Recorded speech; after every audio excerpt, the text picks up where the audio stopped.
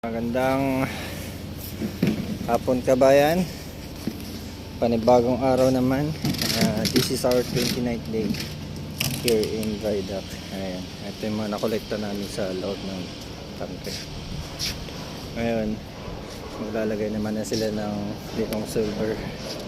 Natapos na nila yung 3 starboard and 3 center, and dito na sila sa 3 port, saka 2 port, 2 center hindi pa tapos. Ayun yung duty ko, lilinisan ko para preparation naman, para sa pagbalik ng mga cover.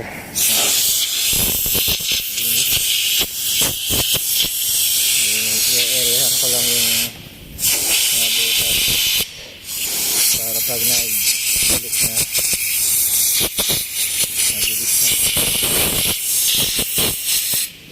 Pinadry namin to kanina kasi ayaw mag-welding ng mga welder ng may tubig yung yung floor sa ng tangke.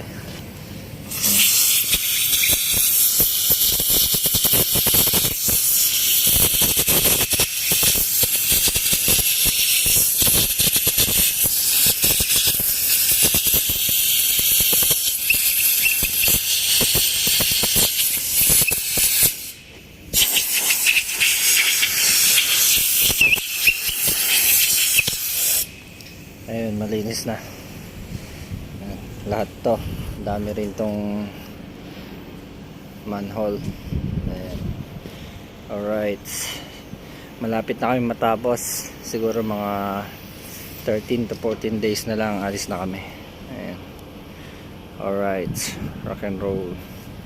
Isa ito sa mga job order namin dito. Mga trabaho namin dito sa General Cargo. Ayan, kabayan.